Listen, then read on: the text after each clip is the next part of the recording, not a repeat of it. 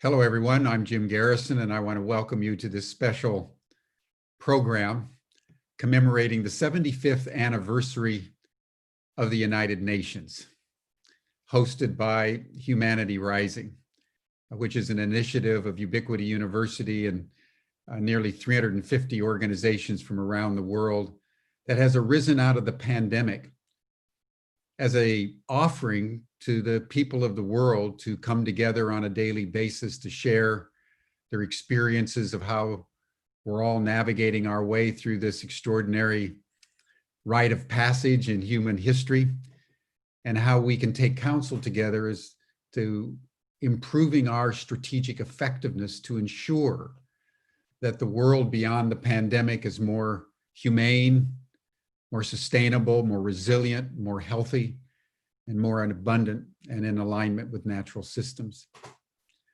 It was 75 years ago today, in the penthouse suite of the Fairmont Hotel in San Francisco, that the United Nations was formally called into being.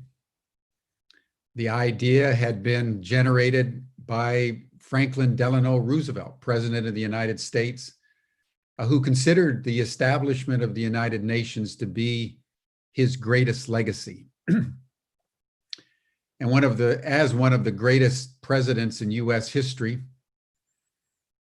who had solved the issues coming out of the Great Depression in the late 1920s, early 1930s, who had mobilized the United States and then the Western Alliance, which he called the United Nations, against the Nazis and against Imperial Japan, and leading the Allied forces to supreme victory.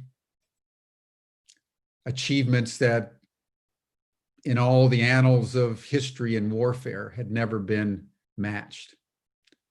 And yet Roosevelt considered the United Nations to be his singularly greatest legacy. And beginning in 1939 and all through the war, he spoke about it. He enlisted first Winston Churchill, then Joseph Stalin, then Charles de Gaulle, other nations that were fighting alongside the United States, countries that were even under occupation by the Nazis, who had fled to mostly to London, and through all the vicissitudes of the Second World War, Roosevelt persevered, and the United Nations took shape. The purpose of the United Nations, just to remind everybody, is fourfold. One is to deal with international security issues. One is to develop friendly relations between the nations. One is to solve international problems. And then finally, the United Nations sees itself as a harmonizer between the nations to ensure that friendly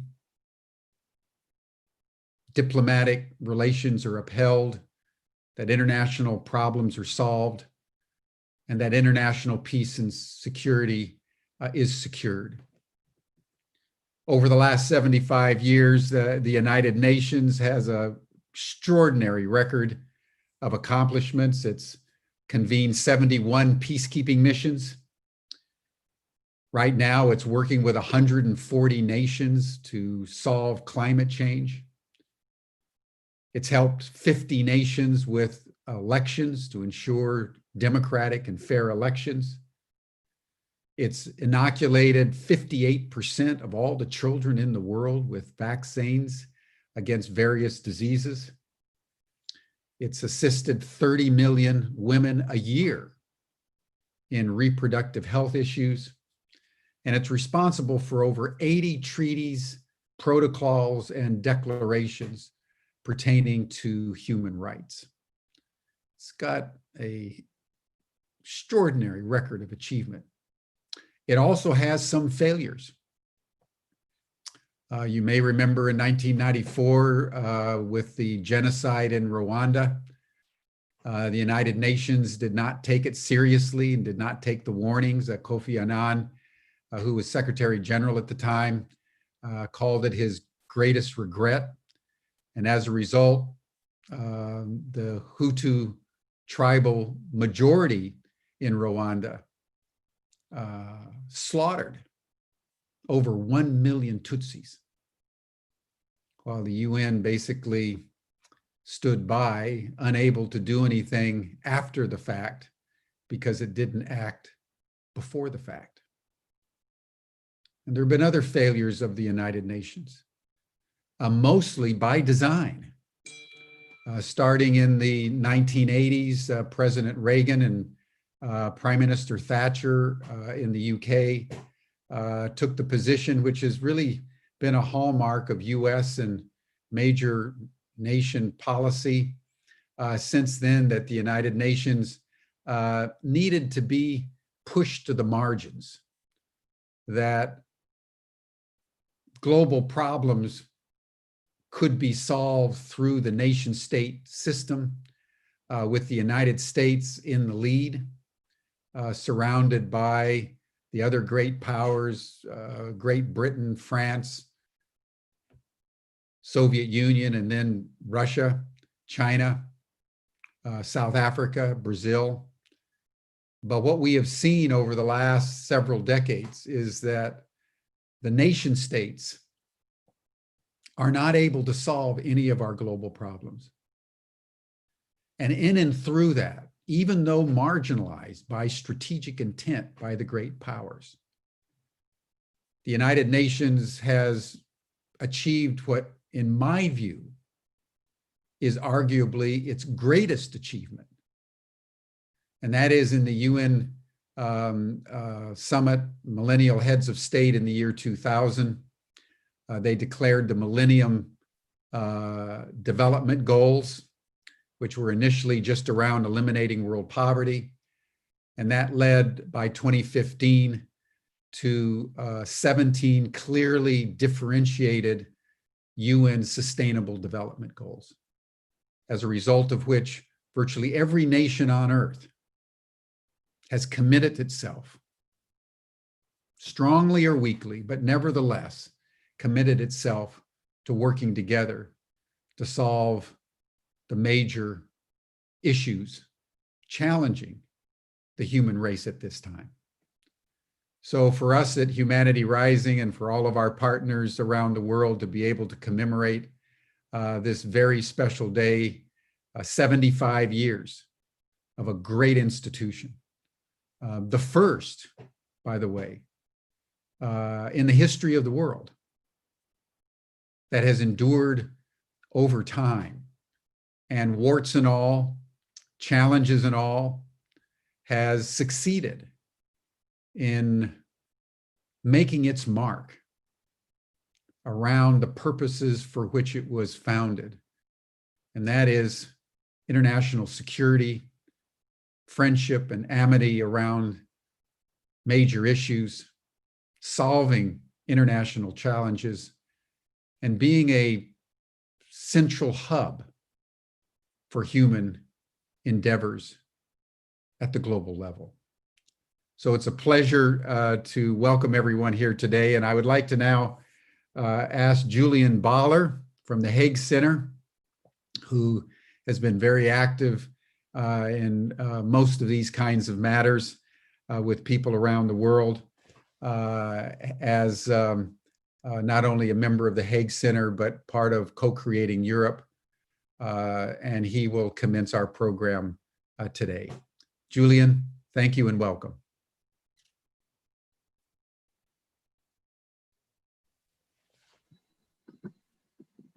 Thank you so much, Jim. Thank you also to Richard and everyone behind Humanity Rising. It's great to be here with such an amazing team of co-creators to really celebrate this very special 75th birthday of the United Nations with a great contribution and gift to the UN that we are presenting here in this session today, as well as giving all of you an update about the outcomes of the Global Assembly of Youth on Peace Weekend in September, presenting some results and also together sensing into the future on the road to the United Nations Peace Day 2021.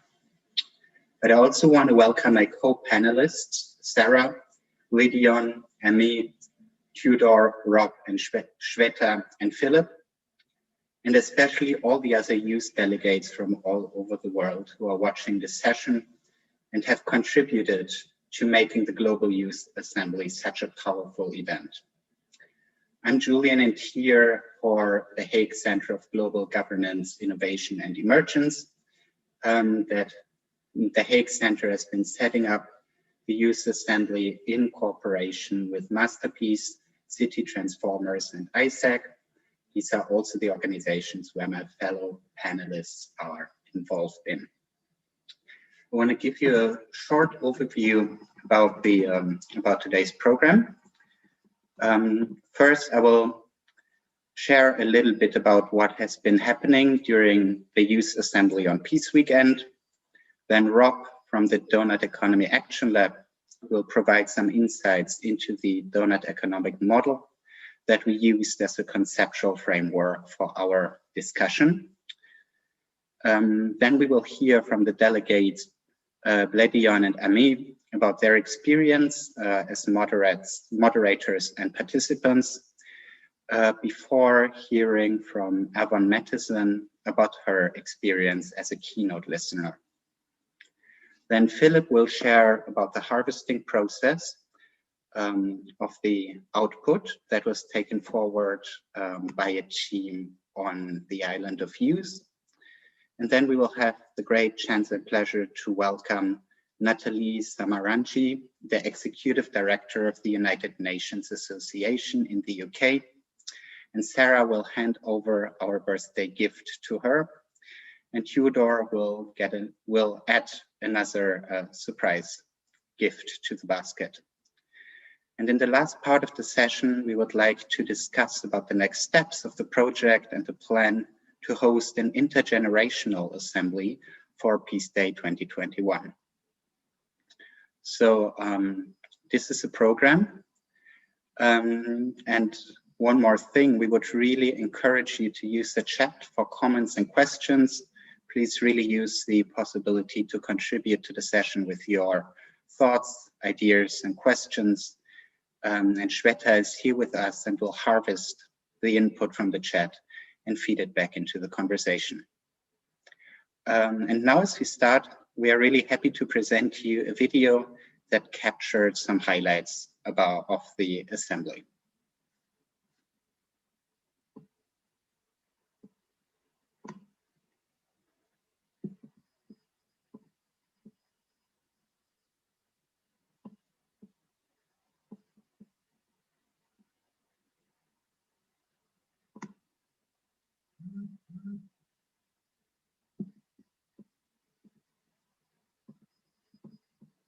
There.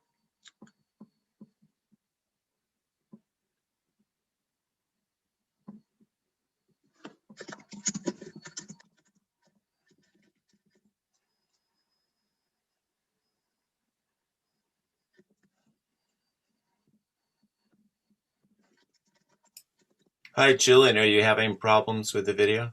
Yeah. Oh, I'm sorry. I thought he was going to. I thought he was going to share it. Oh no! Yeah, I don't have that right. one, Julian. Okay. Me neither. Can someone put it in the link in the chat, and I'll be happy to share it. Is it the birthday card one?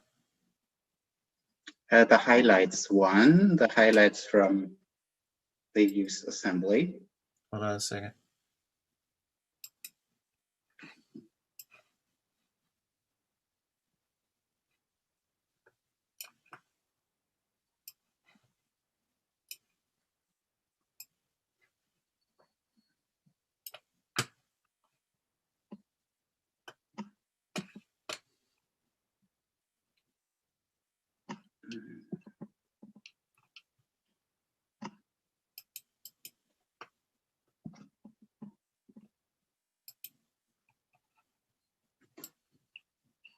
Yeah, I'm sorry, I don't have that one. I've got. Okay, I'm hearing. I'm sure somebody will find the link, and maybe in the meantime I can just go on and just talk a little bit about the setup of the Global Youth Assembly. Yeah, and then we will share the video.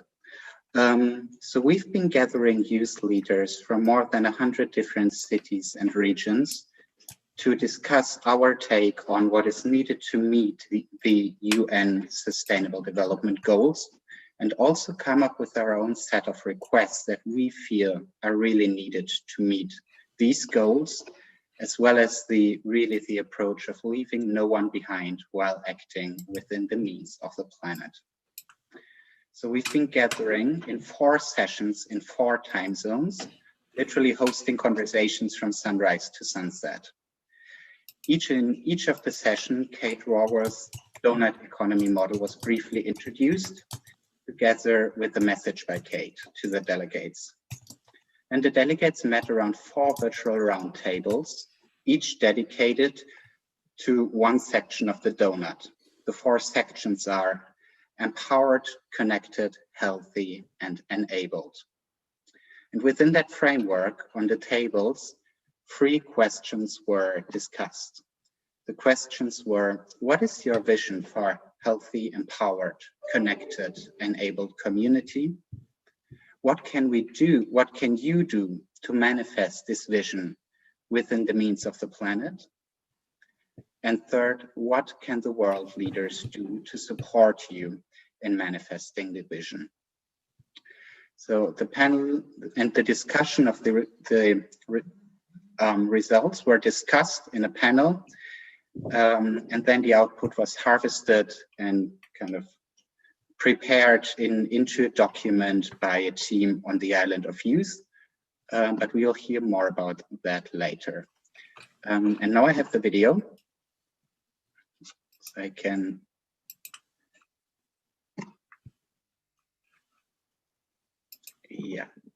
here we go.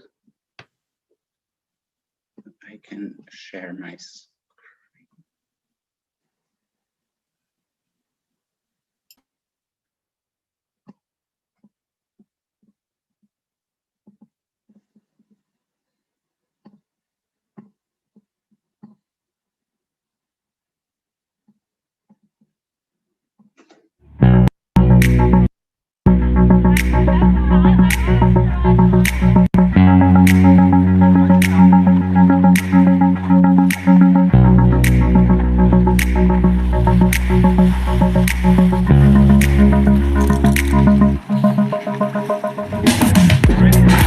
All of the world looks upside down.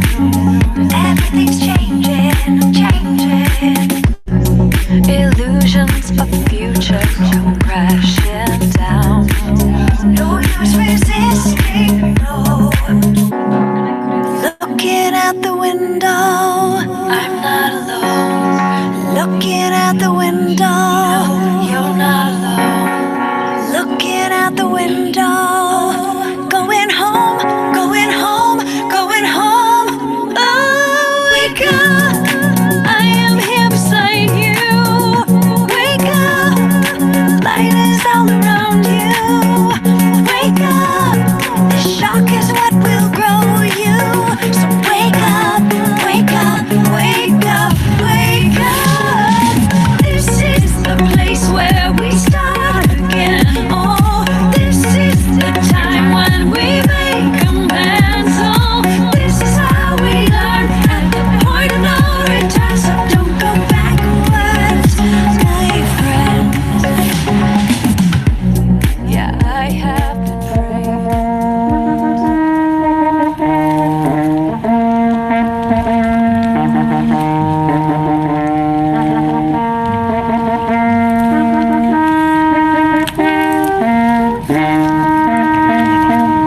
A warm welcome to UN City. What an entrance. I believe it'll go down in history as one of the most spectacular ways to enter these premises. Today, it is the International Day of Peace. This weekend, youth from around 100 cities across 6 continents have gathered to discuss the burning question: how can we meet the needs of all within the means of the planet? And I hereby hand you the conclusions from the Peace Day 2020 Global Youth Assembly.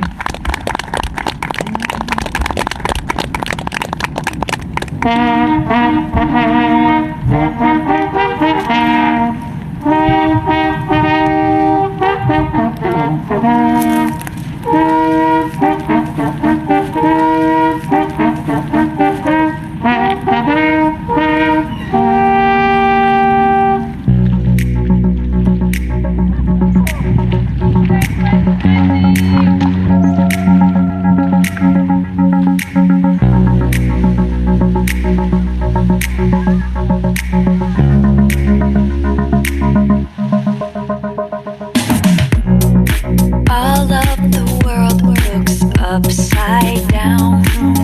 Everything's changing, changing. Illusions of future come crashing down. No use resisting.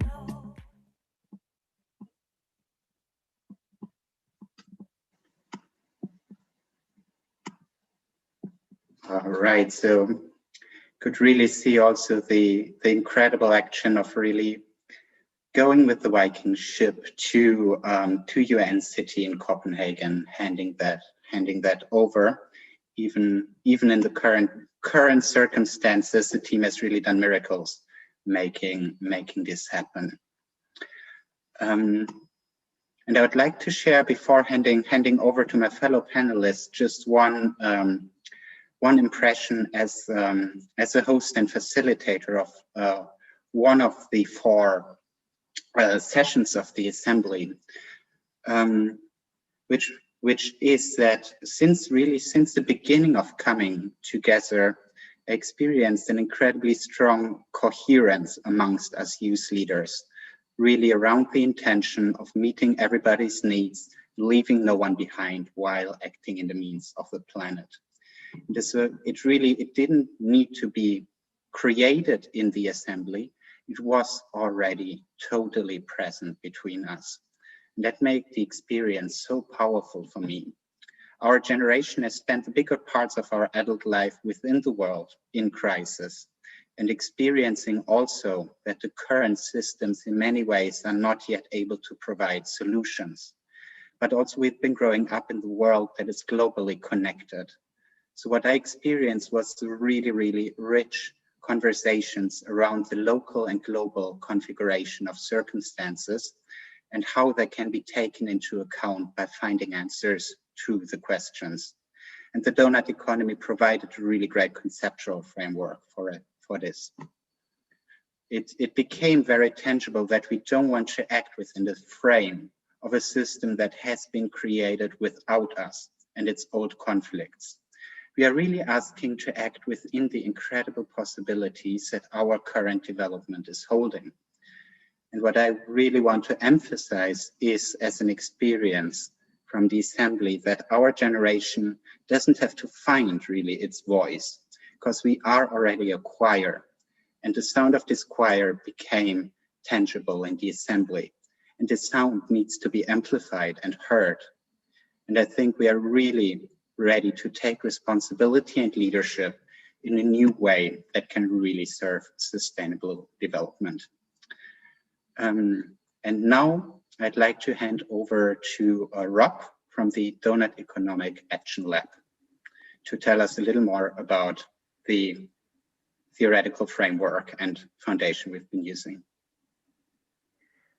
Thank you, Julian, and what a pleasure it is to be here. My name is Rob. I'm from the Donut Economics Action Lab, and I'm just going to take a few moments to share with you what the donut economics model is that created the framework and the burning question for the Global Youth Assembly.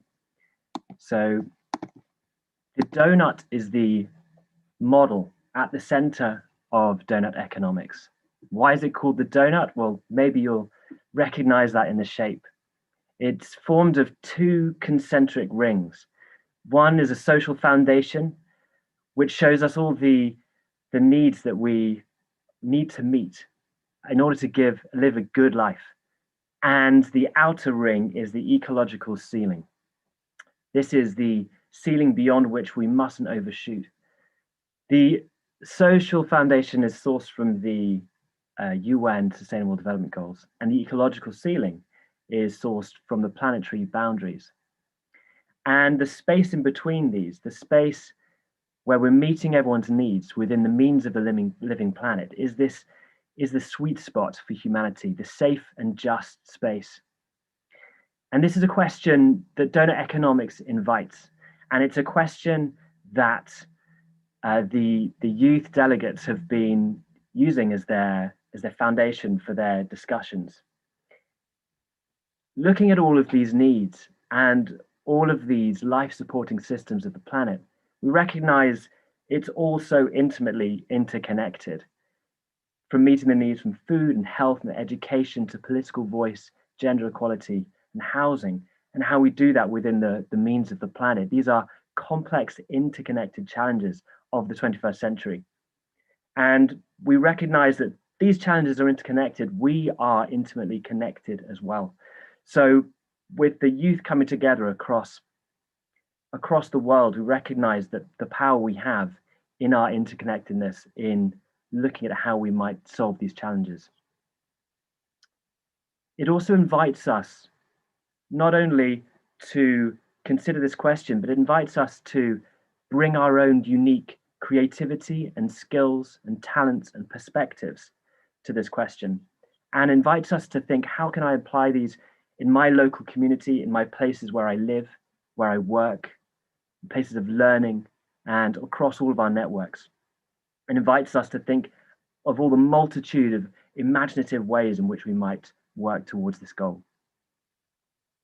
Donor economics was an idea that arose in 2012.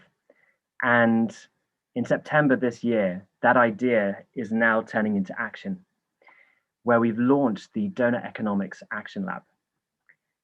The Donor Economics Action Lab has been designed to make visible the global community of people who are beginning to turn these ideas into action.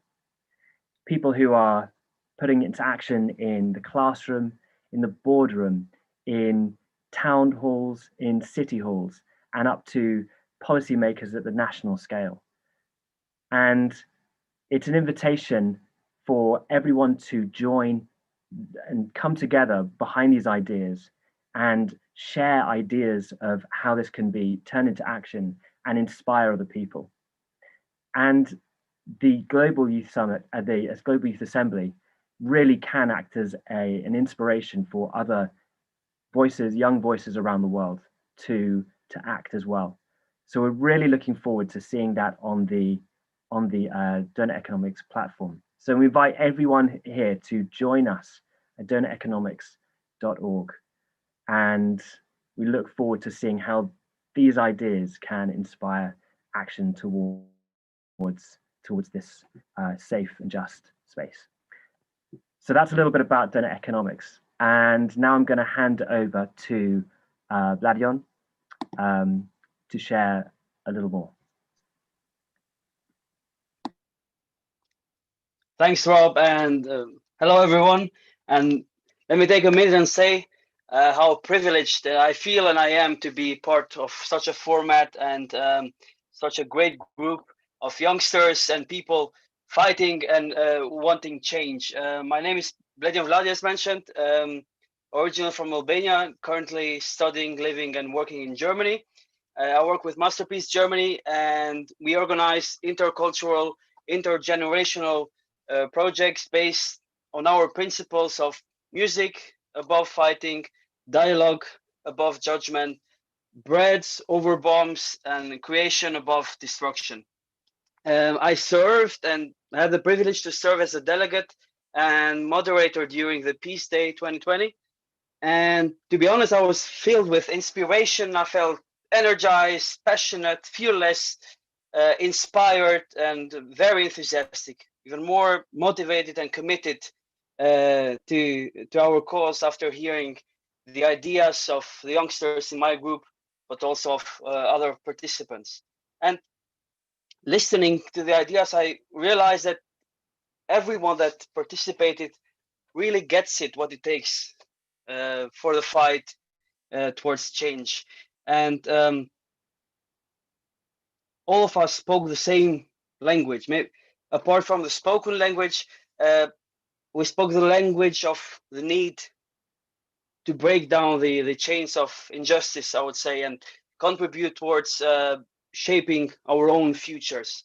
And even though many of us have or had different backgrounds and face different challenges on a daily basis, we manage to come up with 10 amazing great points that I think other panelists will share and will talk about, and for which I'm very proud to have been part of.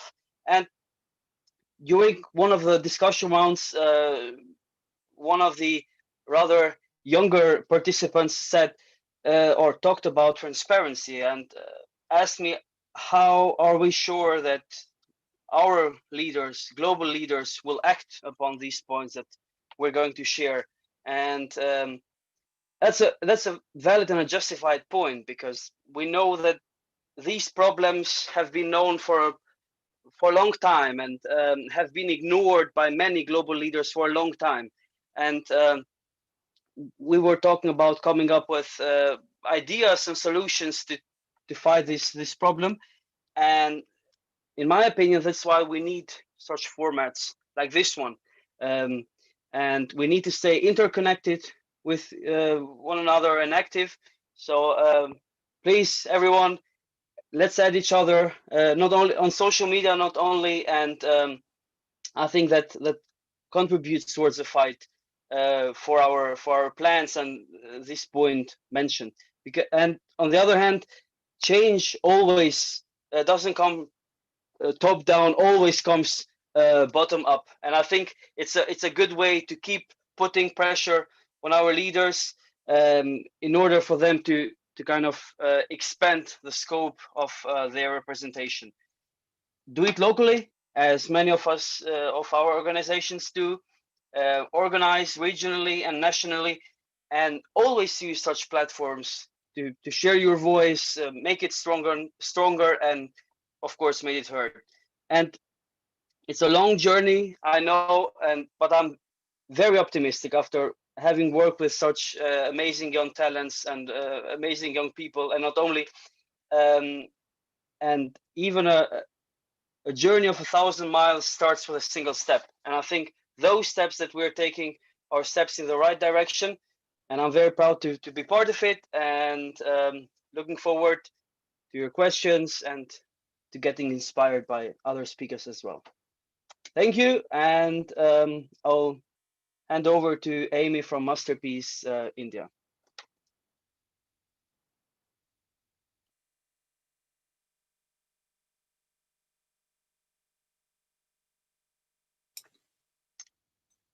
Amee, you're muted. Amee. Yes. Thank you for that. Thank you, Bledion. I'm joining from India here, and good evening, everyone. It feels very nice to join here and share the voice of the youth from my team here in Karnataka, and also at the level of India and the Asia as well. So I was part of Global Youth Assembly from Asia, in the Asian continent here, and we had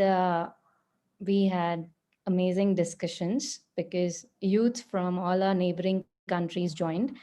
And I would like to share some instances as to what we discussed, and because it didn't stop at the youth assembly. After the youth assembly, we had smaller groups where we had more reflections on what we spoke and what happened in the youth assembly. Just one example I would like to share here is about education and connecting it to the waste management. So we have this discussion of, it's a sensitive discussion of the periods, the menstrual practices over here in India. And it took real long time for us to tackle the taboo of introducing the sanitary pads uh, for use, and reduce the use of cloth, which could be which was, as per statistics, which was a reason for infection for women. But now we do have education and awareness of the topic, but where this leads us is to the usage of the sanitary pads, and we don't know how. Now we are in this trouble that we don't know how to dispose them properly. So in most of the metropolitan cities, we are facing this problem of disposal of this pad. Now, we were working on education, awareness, lifestyle, tackling the taboo, but then we sorted everything, and then we ended up with problems with waste management.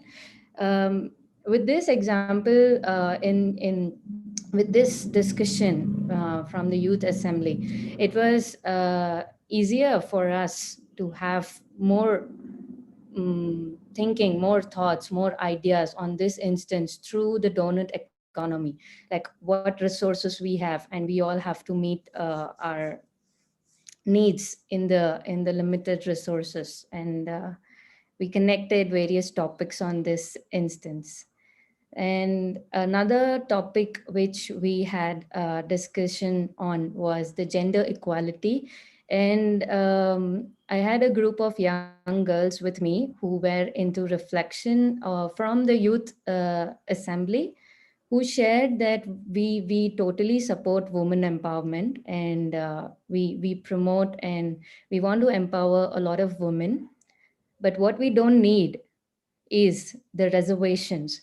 We all have resources. We all can share the resources very naturally with each other, with all the genders. So we don't need reservations. So if we can somehow tackle this practice of reservations, and we could rather start using resources in a very natural form, equally distributed in all the genders, would be nicer. So the whole exercise of Youth Assembly with reflection and thoughts and discussion, and having a donut economy as a direction to us, has opened more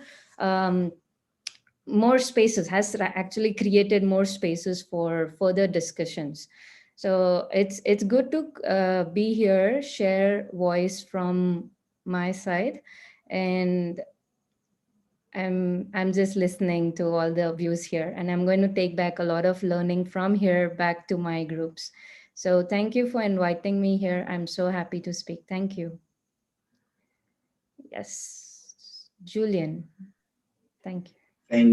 Thank you, Amee, so much for your sharing and contributions. And I'm having the great pleasure and honor to introduce now Avon Mattison, who was involved in the Assembly as a keynote listener, along with Jim Garrison and others, which was really a new role that the experienced seniors are really joining us to listen with great emphasis on the output that the youth delegates had from their conversations.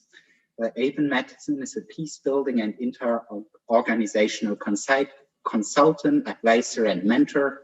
And she works with innovative leaders, groups, and organizations on the front line, building cultures of peace intergenerationally and interculturally for future generations to come. She's co-founder and president of Pathways to Peace. Avon, it's great that you're here with us, and that I'd invite you to share a little bit about your experience as a keynote listener. It is a great privilege to be with everyone today, ringing in from San Francisco. What impressed me so very much, and again, it was such a privilege to be asked to be a listener mentor during the process.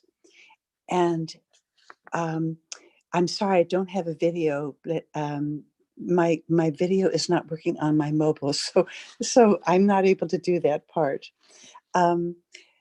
what impressed me most about the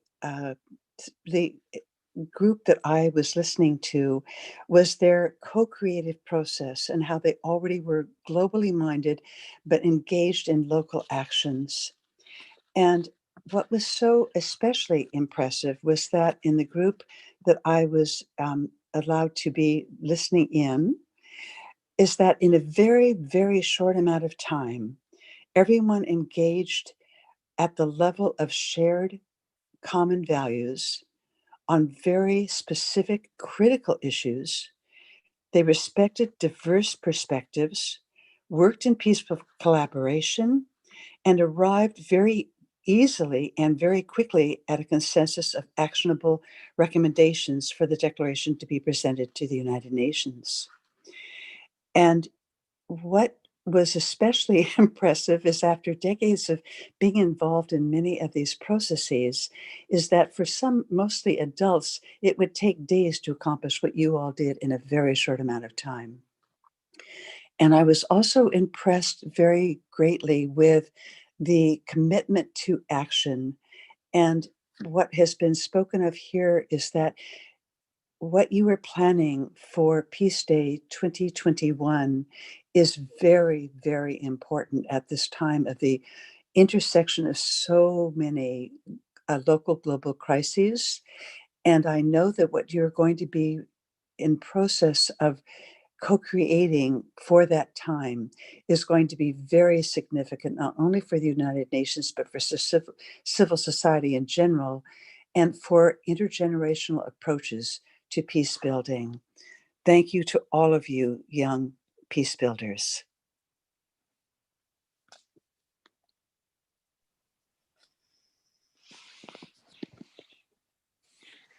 Thank you, Ivan. And as mentioned, all the results that we've been coming up with indeed just within the day have been harvested by a team on the island of youth. And Philip, who's from ISAC, who's here with us, has been very actively participating in that, and yeah, inviting you to share around that a bit. Thank you so much, Julian. Yes, as mentioned, I represent ISAC, the world's largest youth-led NGO. We strive for peace and fulfillment of humankind's potential through intercultural exchanges and empowering youth. And it's truly an honor to be here between so many wonderful people, so many wonderful organizations represented in this one grand cause of striving for peace. I had the pleasure of both taking part in the online engagements, the harvesting aspect of Peace Day, and also the actual physical day taking place at Youth Island. We started at 11 in the morning by the harbor of Copenhagen and went to this island. 8 of us, 8 youths representing different organizations, nationalities and cultures. It was beautiful to see just in that sense. And as you saw in the video before, we established a so-called peace room, as this island used to be a former military base, now turned into a youth activity, volunteer-run island. And yeah, we did all that we could the entire afternoon in terms of gathering the harvest into tangible and more or less getting an overview of what was been said. We had videos of all 4 sessions that was had the day before, and worked our way through to actually seeing how we could best express this on behalf, not just of the 100 or so people who shared their opinion through this, but what occurred to us throughout this day, that the fact that we weren't just speaking on behalf of these and these organizations, we were speaking on behalf of an entire generation. And that's what we did. We got to it. We wanted to stay as objective as possible in terms of creating or creating a single document out of this entire harvest. We cut down different topics, figure out what was actually being said, what was the fundamentals of this, how did this actually represent youth? And so we did.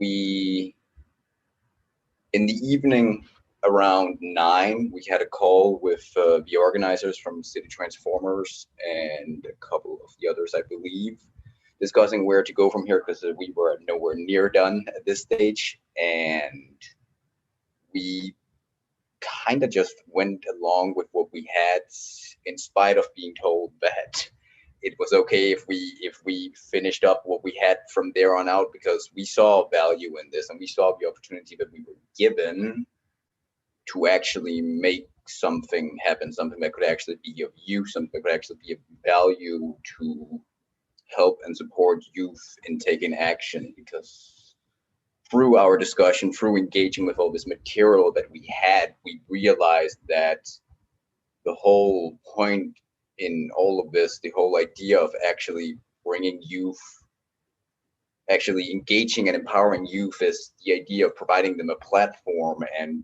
the opportunity to develop their own framework. So that's what we did.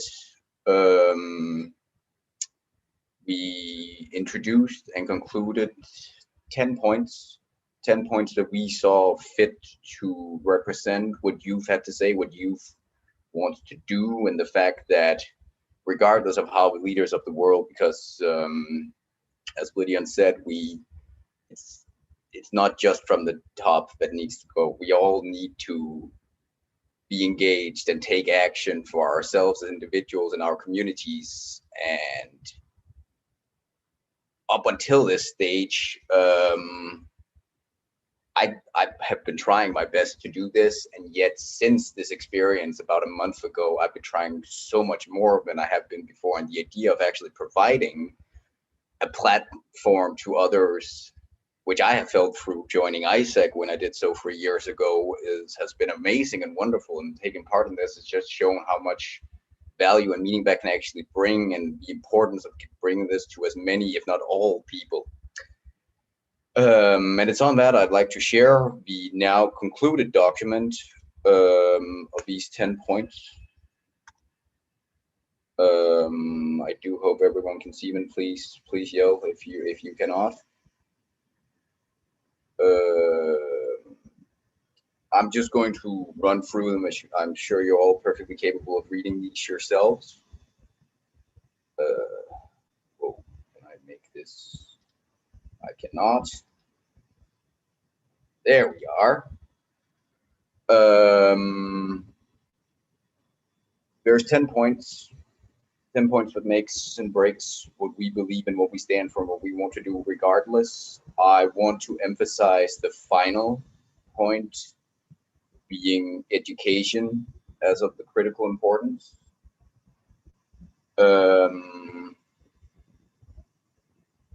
We all agreed, the 7 of us that ended up finishing this document at approximately 4:30 in the morning, that this was the way to actually make every single point happen, that it's through learning, through sharing, whether that be in universities or other educational institutions, that we're able to actually get through with what we want.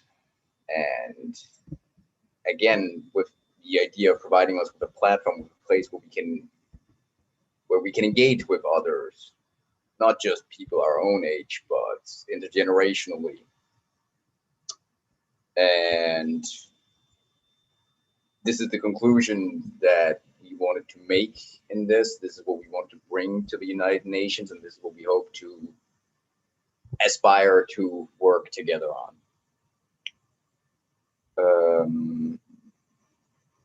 Thank you. Back to you, Julian.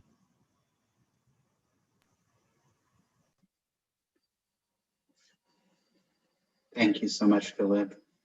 And from here, I'd like to immediately hand over to Sarah to introduce our next guest and speaker.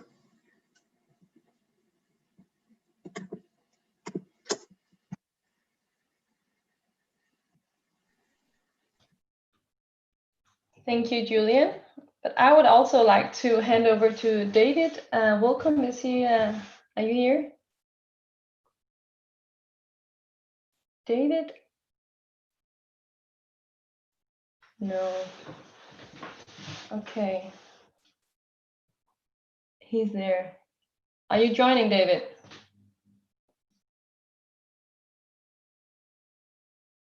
What is David's last name? Welcome. Thank you. Let me check. Thank you. Because I know that David, he will make a great presentation of our very special guest tonight, Natalie, who we will bring over a special something, a birthday gift, a three-folded birthday gift. But I know that David would like to join in. So David's joining. Be there just in a minute. Great. David's there.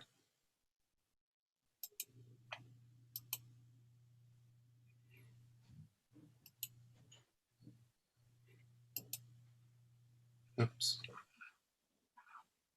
David, you're muted. Is Natalie Samarasinghe. There she is. Fantastic. Hi, Natalie. Hi. So, Sarah,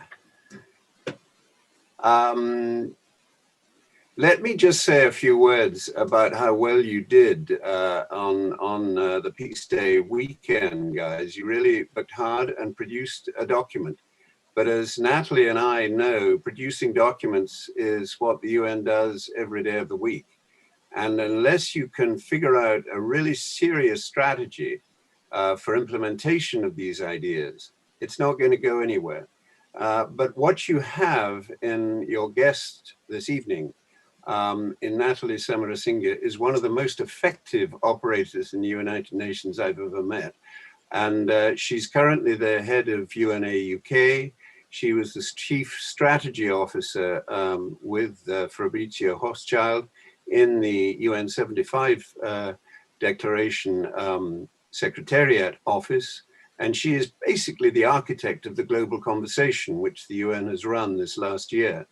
So Natalie, it's an enormous pleasure to hand over to you to receive this gift, which I think is waiting in the wings for you. Natalie, good evening. Thank you so much. No, I think that, the pleasure and the honor is really all mine. I had a sneak advance copy of the declaration, and I'm really delighted to accept this on behalf of the United Nations 75th anniversary team. You can be assured it will form a crucial youth input into our global consultation. So sometimes you can try and contact the UN, you write the info@un.org and you'll never hear anything again, it'll disappear forever. So I can guarantee I will feed it straight into the consultation. And I will also, I think more importantly, look forward to working with you all when I return to civil society as part of UNA and our Together First movement. One of the big priorities to emerge from our consultation, we spoke to over 1 million people, we held over 1,000 dialogues in every single UN member state and even some states that are not yet members of the UN. And many of the priorities to emerge echo what you've set out in your declaration, but one in particular really stood out. And that is the need for greater engagement.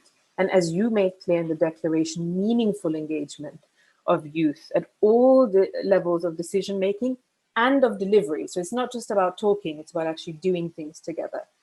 You know, you should always have a seat at our table, and a proper seat, not one in a separate room in a side event, a seat at our table with a mic and everything. And we should also really be going out to your spaces and engaging with you on the issues that you care about. Because it annoys me when people talk about youth as something we might need to worry about in a few years' time. I mean, this is the largest ever generation of young people. Between now and 2030, half the world's population will be under 30. And in a year when it feels like pretty much everything is going wrong, this is what gives me hope. And it's what gives the United Nations hope as well. Because your generation, you get it. I mean, you are instinctively international. Your friendships, your horizons, what you talk about, listen to, what you've always crossed borders. And you realize that we just don't have the luxury today of saying what happens over there, that doesn't affect us. It affects our jobs, it affects our health, and it affects our climate. So I guess my message to you is, really thank you, for your work, and don't ever underestimate your power. You have tremendous power, and I think the reason people in power don't talk about that is because we know it. You have power as citizens. Governments are much more likely to support the UN, Sustainable Development Goals, climate action, if they think that the people who vote for them or will vote for them in the future care. You have huge power as consumers. What you buy, what you watch can have a huge impact for good or for bad. You have tremendous power as activists in your communities and online. Sometimes it might feel like you're there alone, but you're not. We see you, we hear you. Sometimes you might feel like you're not sure how to achieve the transformations you want. Well, we don't either, to be honest.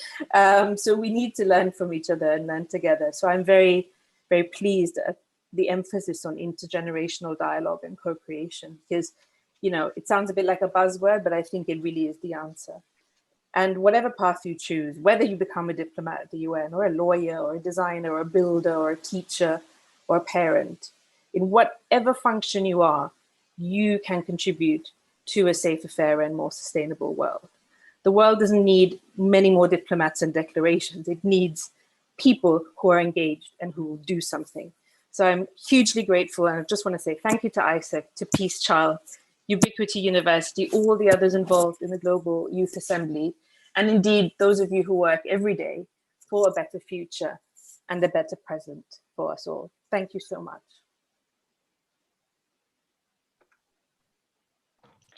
Thank you so much, Natalie. A very, very, very warm welcome to you. So it's a very huge honor to have you here because, as I just said, we have prepared a sort of a three-folded birthday present to you, happy anniversary.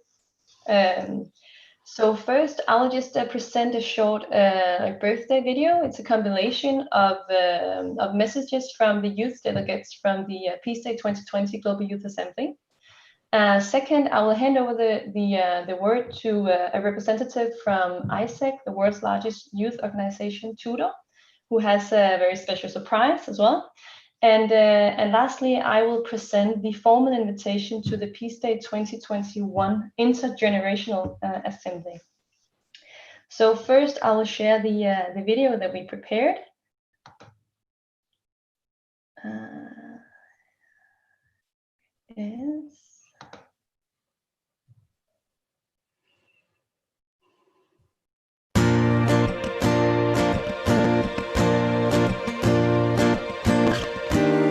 Dear UN, happy 75th anniversary. Only 11 years are left to prevent irreversible damage from climate change. We are the last generation to save the planet. As an African youth leader, I believe in the African saying that youths can walk faster. I stand strong for gender equality. Denying women's equal rights, we deny half the population a chance to live life at its fullest. I believe that the day the global youth will be accorded a voice in global governance, our SDGs will receive the much needed acceleration. I stand strong for being empathetic towards all living creatures and understanding that we all have a part to play and each one is equally important. I stand for second chances, no judgment, and I truly believe that education is a political act. Many people are discriminated, marginalized, or excluded because of their ethnical belonging, religion, race, or economic background. No one shall be left behind, no one shall be excluded, and no one should be oppressed by the fulfillment of the needs of a few powerful people. My message to you today is that there is a great force of young people around the world who do have the visions for how to create a new and better tomorrow. Let us stand united and be the change that we all want to see. Remember, we're 7 billion strong.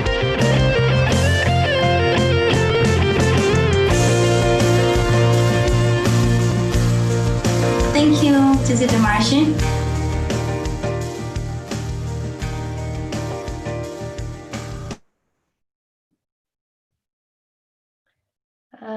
Yeah, it's coming back in. So, hope you enjoyed it. I did, very touching.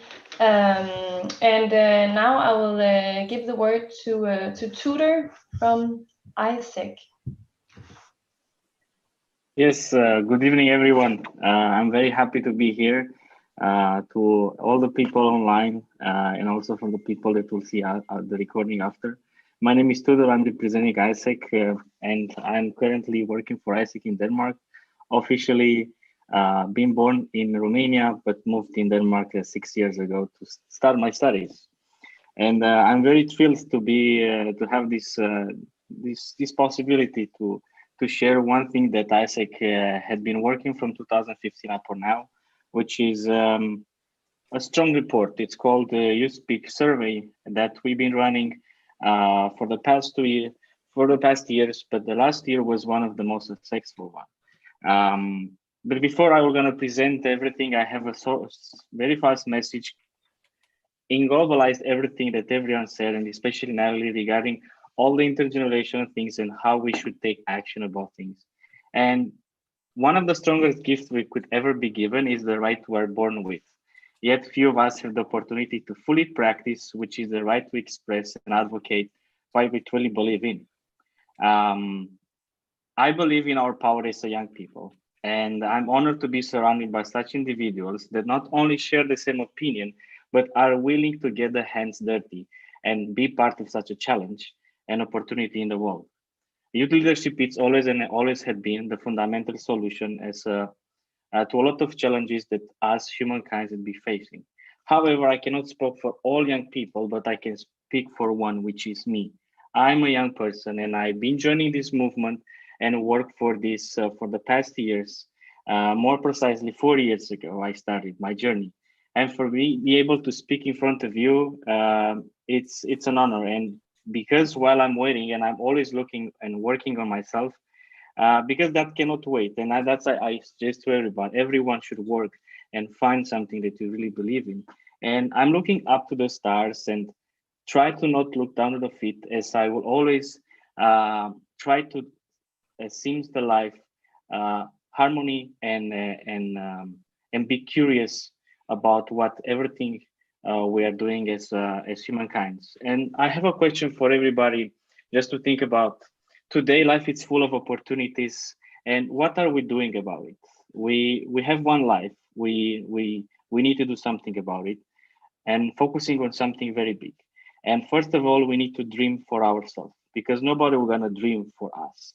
And through my Isaac experience, it's been a lesson that yes, as Natalie said, one does matter. One can make a difference, and one can also preach, yet not to practice, and be the one that works and speaks for what we truly believe in. And today, we didn't wake up to be mediocre, and that's one of the core elements for me and motto in my life. But today, we woke up and celebrate 75 years of unity and togetherness.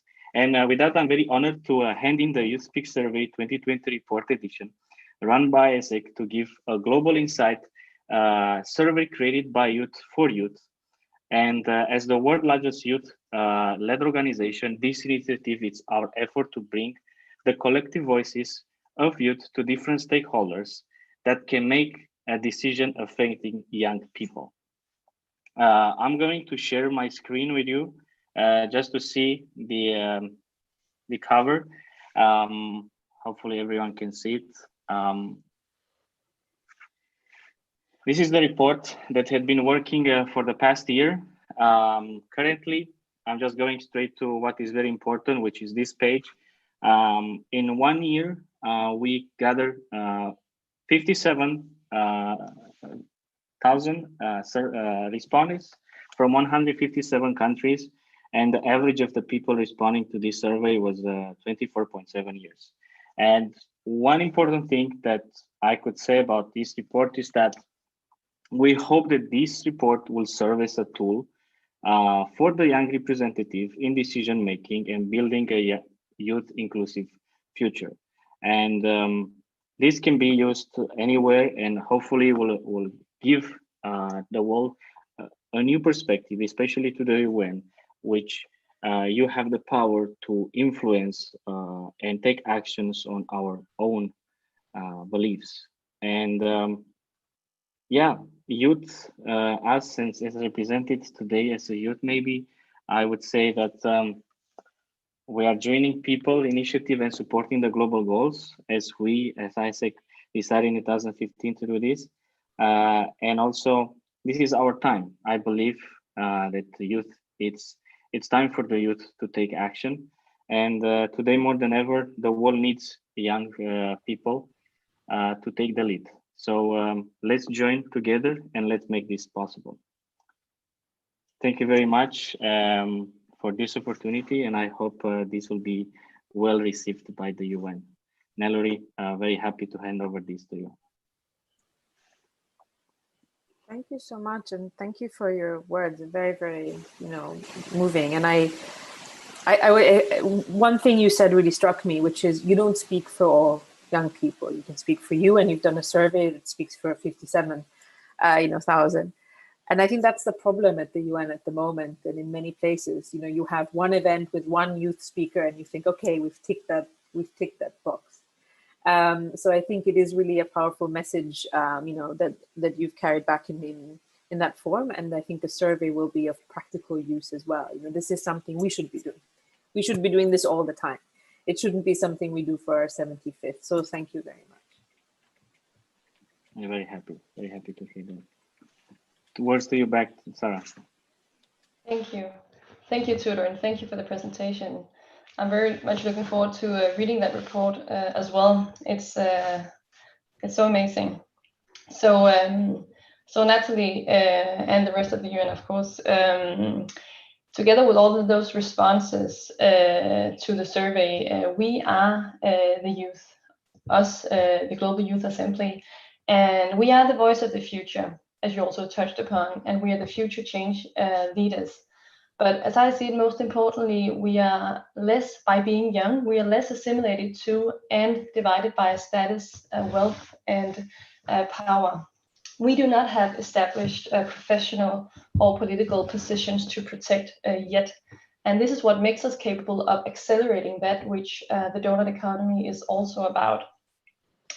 So as I see it, is not about how to distribute set wealth or set power.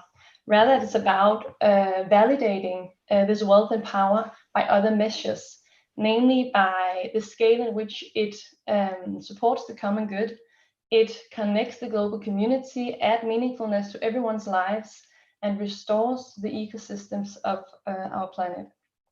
As we're young, we do also have less experience, and by this we are very gifted because our minds are still driven by curiosity, which enhances our creativity and adaptability. But of course, we need advice and we need guidance from the ones who've gone before us. And therefore, we invite you, the UN and existing change leaders, to join us in radical collaboration on making all aspects of society meeting the SDGs very, very soon. And by radical, we mean engaging in genuine co-creation, which goes beyond bringing in pinpointed competencies as a means for predefined goals. What we know for sure is that we don't know how exactly to respond and adapt to the pressing challenges of our time. So as Einstein put it, we cannot solve a problem from the same mentality that created it. And therefore, in order to create the viable solutions we need, we must first transform how we think about development and how we actually work together intergenerationally.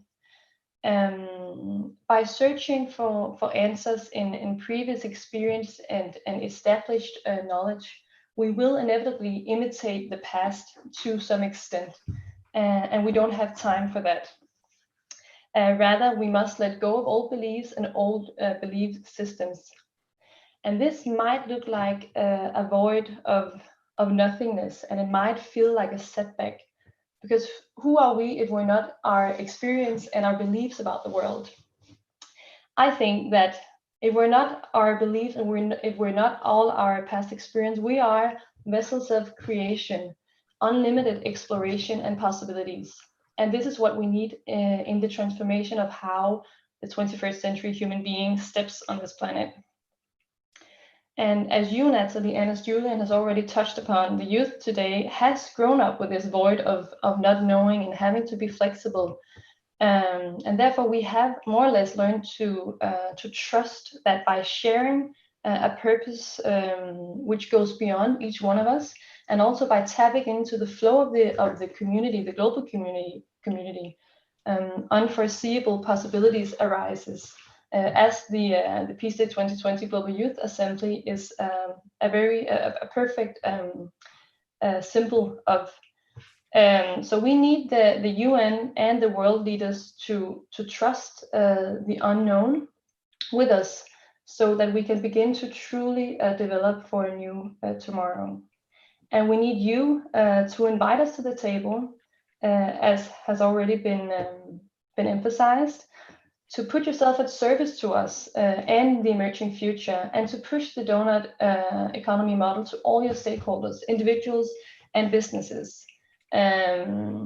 So I will then hereby, I'll present it in a second, but I will hand you the formal invitation to the Peace Day 2021 Intergenerational Assembly, where it is our deepest wish that you will support our visions for the future with your knowledge, experience, and power. And how this assembly will come about is something that we need to design together, because this is something that we haven't tried before. We haven't standard this situation. It hasn't been the need that we work so closely together before. This is something that we need to find out. And I will now share with you my screen so that you can see the actual invitation. And it is, oh, hang on. Right there. Can you see this? I'm sure you can. I can. Yeah, we can. Yeah. Thank you so much, Sarah. So I have to go off, unfortunately, to another session. I'm really sorry about that, but let me, assure you, your message has been heard loud and clear. In whatever form, I will pass on the invitation both to colleagues, senior colleagues at the UN. I mean, I think actually this is sort of thing that we could send right up to the top, really, of leadership. We really should. And, in whatever capacity I can help, and in civil society, I will. You have an ally in me for sure, and I'm super grateful. And I'm so sorry I have to leave now, but yeah, I wish I could have stayed here. This is probably where the action is going to be today, even though it's my own session I'm going to afterwards. But thank you so much.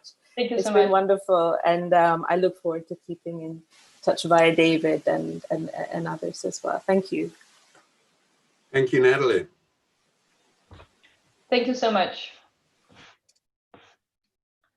Okay, Natalie is out. What a great honor to have her. Thank you, David. Can I just say what she said, which I think is really important, Sarah, is that they don't know the answer to the question how in the UN. And that's why it's so important for your intergenerational dialogue to remember that that's what she said. Mm-hmm. And what you young people really have to come up with. And that's why I would say, don't just focus on Peace Day 2021. And I hope in the roundtable that follows, we can think of all the things that we should be doing together around the world to build up a bigger coalition before we get to Peace Day 2021. Because as she says, we need thousands and thousands of young people around the world to engage with this wonderful project that you've started. So thank you. You have an ally in Natalie, and she's very powerful. That's just amazing. Yeah, it's so amazing. Yeah, it's a huge gift to have been given this voice and also be able to, and I don't think I've actually introduced myself. I'm a representative from the Citytransformers in Copenhagen, and I'm also youth delegate from the Global Youth Assembly, Peace Day weekend. Well, you just saw the invitation. Of course, we'll forward all of this material to Natalie so that she can pass it on. And for sure that this is just the beginning, right? Just as everybody has emphasized or touched upon. So this is really the beginning of something great and something crucial for the survival and of the planet and human being. So that's how pressing this is, right? And I think I'll now give the word back to Julian in order to initiate this panel discussion. There's been a harvest going on from the chat. So Julian. Yeah, thank you so much, Sarah. That was really, really inspiring and a very vivid conversation going on in the chat around the question that Shweta has been putting in there around what can be done to support intergenerational co-creation. And there is a lot around, there is a lot of emphasis on, first of all, on communication, on really creating formats where intergenerational conversation can take place. Storytelling was mentioned, which is, I think, crucial to create a mutual understanding of each other. And then not just making it intergenerational, but to really foster co-creation beyond all boundaries, age, social or socio-economic status, nationality, and all of these commodifications. So this is a little bit of what's coming in through the chat. A tribe of supporters was mentioned to foster the intergenerational exchange, which I think it's something that is also growing in the network that we are all weaving together.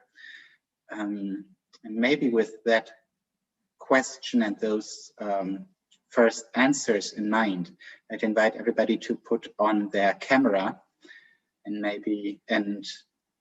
engage in a conversation around this question, how we can support intergenerational co-creation.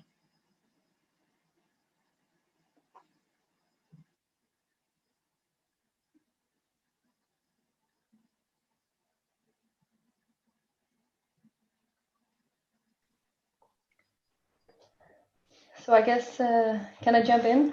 Yeah. So I think now I am honored to be part of the youth, and I will be for a great while, I hope, but I'm also growing up. So I think that a very strong responsibility I have is to be safe and trust in not knowing. So not to be, again, assimilated into the idea that as an adult, you have to know, you have to be sure, you must not fail, because creating this image of not allowing for the process of failure and exploration will limit our ability to be imaginative. So, and as I've also seen going on in the chat, the word of imagination has popped up. We need our imagination. We need our creative responses to the challenges that we have. So I think we, as human beings, should promote this space for exploration, being also failure, being wrong, not knowing, standing and serving the community rather than your own agenda. This is really also much sort of a what's it called, a confrontation with the whole neoliberal idea of individualism and meritocracy, and that you have to work for yourself and push your way through. And I think this is very much our responsibility as young people of sort of the neoliberal capitalist society that we have grown up in. Yeah.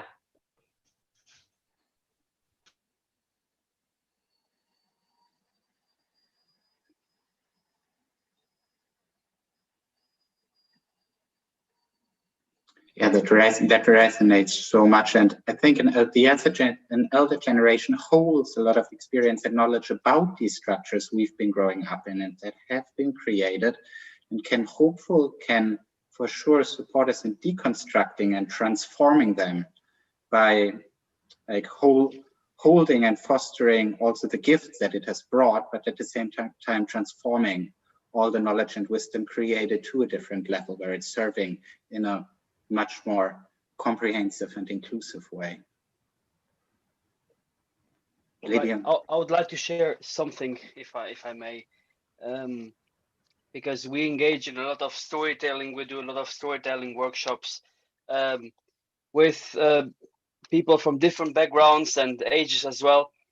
And it's what the feedback we always get from both sides, so to say, is that from the one side, young people do not feel taken seriously by older generations. And on the other hand, we have, so to say, an older generation, I don't want to say old people, but an older generation who in most of the cases, I'm talking about Germany and our projects at least, thinks that the youth and the younger generation is indifferent to the changes and also voting and decision making, political engagement, and so on. And what we try to do is create awareness that we have understanding and we have willingness on both sides to work together and co-create together.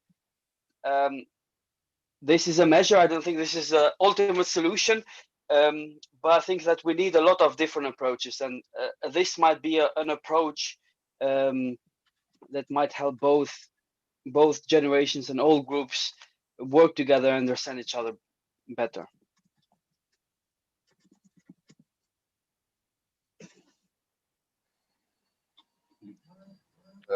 To add to that, in also this whole idea of intergenerational exchange and connection,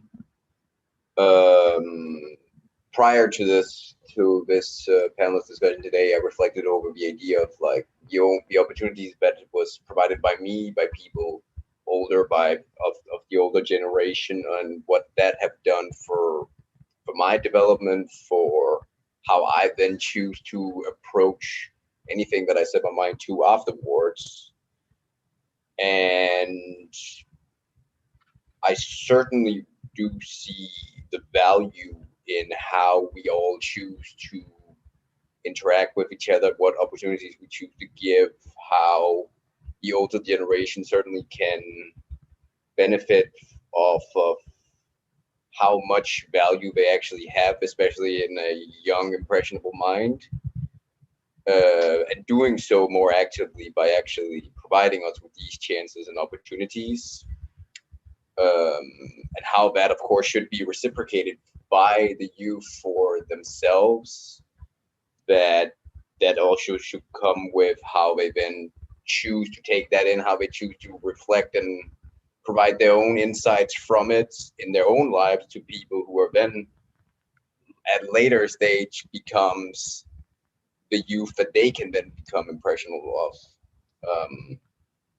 To quote Eckhart Tolle, true change happens within, not without. And that goes for all of us. Can I just, as the only older person on this panel, answer Julian's question directly? How do you co-create intergenerationally? We've had a great example this year in Peace Child, working with a young person who almost offhandedly suggested at the beginning of the year in a dialogue, let's create a digital UN. What would that look like? And I mean, I'd never thought of that. No one else had ever thought of that. And then we started looking at what the UN itself was doing. And she just went back to school and carried on thinking. And I said, no, that's a great idea. And she started talking to her friends, and we talked to our friends in the United Nations and saw what was also going on. And it became a co-creation in the way that you described, Sarah. And that's what's really important, because they feel total ownership of it. It was their idea. We would never have had that idea. And now it's sort of fleshed out. And if you join our intergenerational dialogue tonight, which Peace Child is doing for UN Day, you will see young people, 5 of them, talking not just about a digital UN, but also about digital security and how we protect ourselves against things like artificial intelligence, robots, and drone armies, and terrifying things that could come down the pike from the digital world in which you are digital natives. We're not. And they've really thought this program through, and it's their idea, and it's really powerful. And we've got some really elderly people, including Natalie, on our panel tonight, responding to that idea of creating this citizen engagement, which you all want, and which is integral to your youth declaration. But actually how we do it is international citizens assemblies backed up by global referenda, and backed up in the final analysis when you have ludicrous governments that just don't do what you guys need to protect the planet so that you and your grandchildren have a viable future and a viable planet to live on, by global strikes. And I think you really have to think through the how, because we had this general, this UN peacekeeping general, who made the remark, the young generation are a borderless generation, and they have the power through the super weapons of the internet to push aside any leaders that get in their way. And we wrote to him and asked him, well, how the hell do we do that? And he never responded, because I'm sure he doesn't have a clue. He's just saying it because it sounds like a nice thing to say. You don't need nice things to say. You need people who are really going to make it work.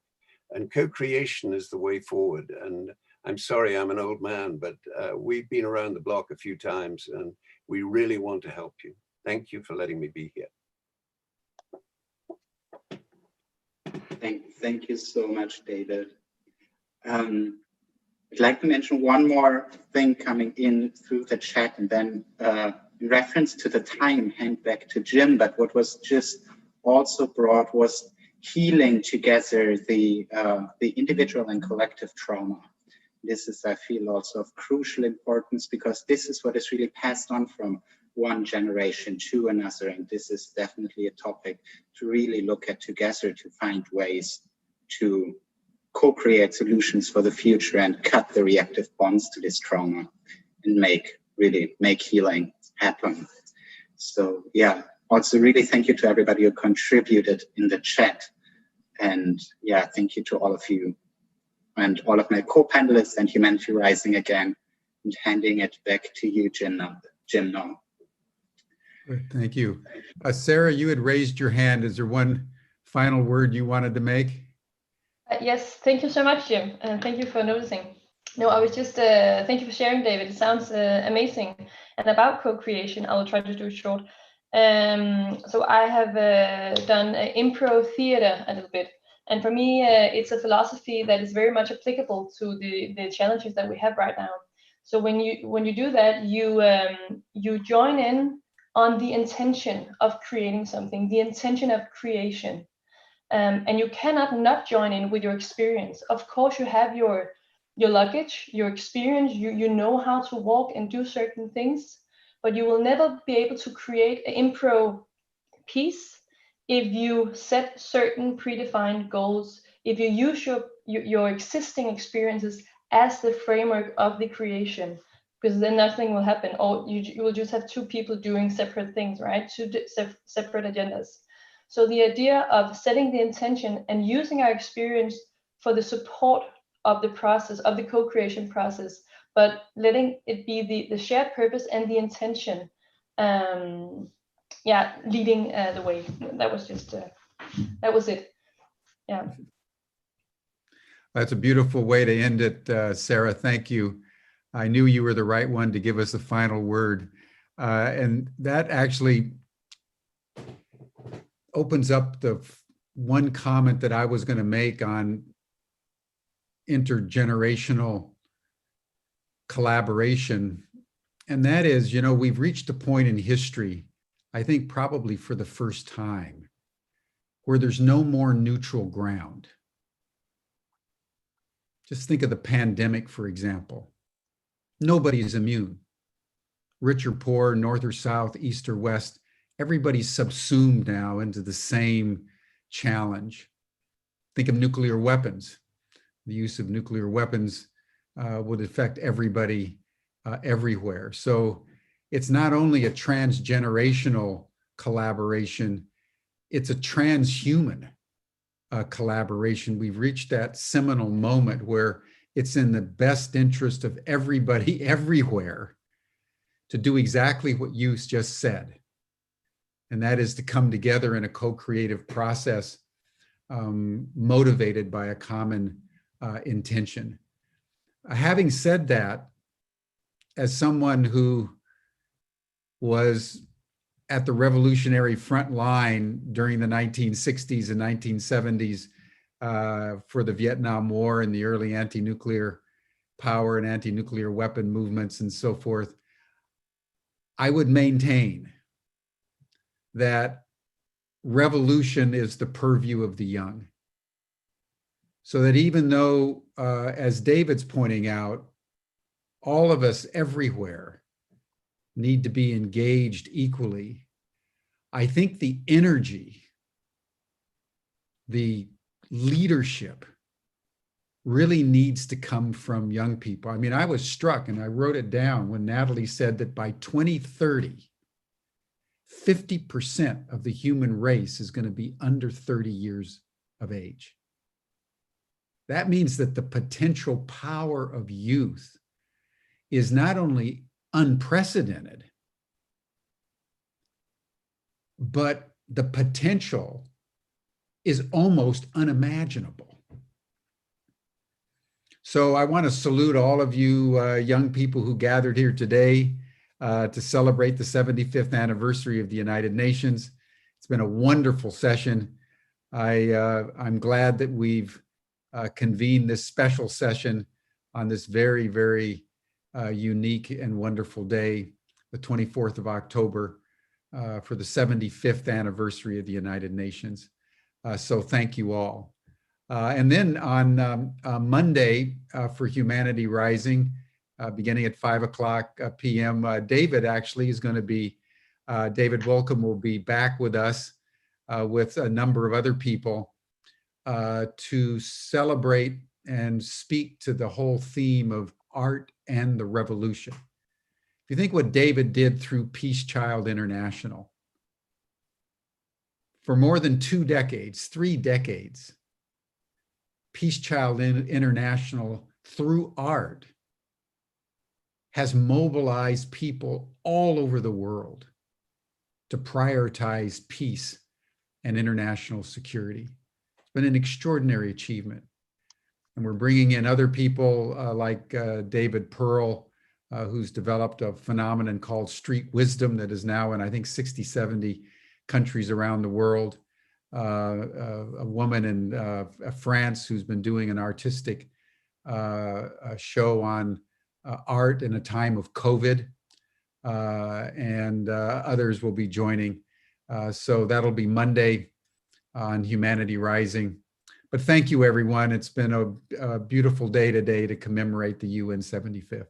Thank you all, and we'll see you all again on Monday. And don't forget, it's daylight savings somewhere in the world starting tomorrow. So for the next several weeks, keep up with what's going on. And it's always 5:00 p.m. Central European time. That's what you have to use to measure where you are in the world and what time you have to sign in to Humanity Rising. Thank you. Bye. Lovely. Bye, everyone. See you soon. Great session. Great session. Bye.